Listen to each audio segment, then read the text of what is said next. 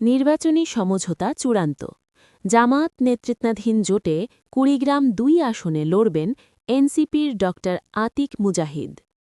নিজস্ব প্রতিনিধি ২৪ কুড়িগ্রাম নিউজ ১৫ জানুয়ারি ২০২৬ ঢাকা। ত্রয়োদশ জাতীয় সংসদ নির্বাচনকে সামনে রেখে জামায়াত ইসলামী নেতৃত্বাধীন ১১ দলীয় নির্বাচনী ঐক্য তালের আসন বণ্টন ও চূড়ান্ত প্রার্থী তালিকা ঘোষণা করেছে।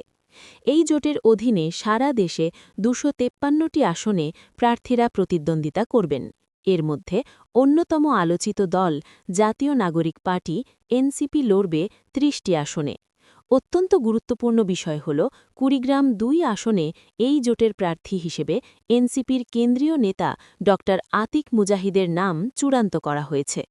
বৃহস্পতিবার রাত ৯:৩০টায় রাজধানীর ডিপ্লোমা ইঞ্জিনিয়ার্স ইনস্টিটিউশনের মুক্তিযোদ্ধা হলে আয়োজিত এক জনকীর্ণ সংবাদ সম্মেলনে এই ঘোষণা দেওয়া হয়। আসন বণ্টনের সমীকরণ।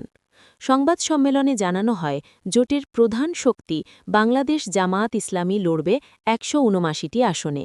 দ্বিতীয় সর্বোচ্চ ৩০টি আসন পেয়েছে জাতীয় নাগরিক পার্টি এনসিপি। এছাড়া জোটের অন্যান্য শরিকদের মধ্যে বাংলাদেশ খেলাফত মজলিস ২০টি আসন, খেলাফত মজলিস ১০টি আসন, লিবারেল ডেমোক্রেটিক পার্টি এলডিপি ৭টি আসন, এবি পার্টি ৩টি আসন, বাংলাদেশ ডেভেলপমেন্ট পার্টি বিডিপি ২টি আসন, নেজামে ইসলাম পার্টি ২টি আসন। কুড়িগ্রাম ও উত্তরাঞ্চলে এনসিপির শক্ত অবস্থান। ঘোষিত তালিকা অনুযায়ী কুড়িগ্রাম-২ আসনে জোটের মনোনীত প্রার্থী হিসেবে প্রতিদ্বন্দ্বিতা করবেন ড আতিক মুজাহিদ। তিনি এনসিপির কেন্দ্রীয় যুগ্ম আহ্বায়ক এবং রংপুর বিভাগীয় সাংগঠনিক সম্পাদকের দায়িত্ব পালন করছেন।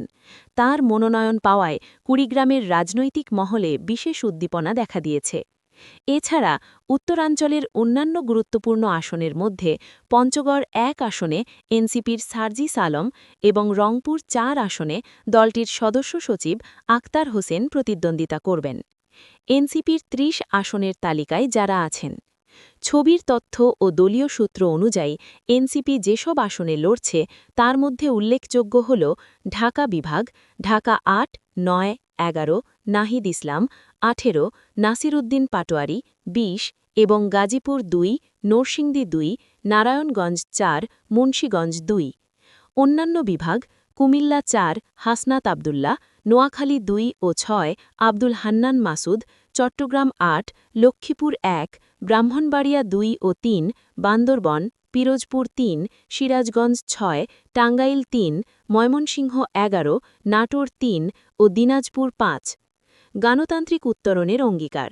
সংবাদ সম্মেলনে এনসিপির আহ্বায়ক নাহিদ ইসলাম বলেন, এই ১১ দলীয় জোটের পেছনে জনগণের বিশাল আকাঙ্ক্ষা রয়েছে। আমরা একটি প্রতিযোগিতামূলক নির্বাচনের মাধ্যমে দেশে গণতান্ত্রিক উত্তরণ ঘটাতে চাই। জামায়াতে ইসলামীর নায়েবি আমির ডা সৈয়দ আবদুল্লাহ মোহাম্মদ দাহের জোটের ঐক্য ধরে রেখে আন্দোলনের ফসল ঘরে তোলার আহ্বান জানান।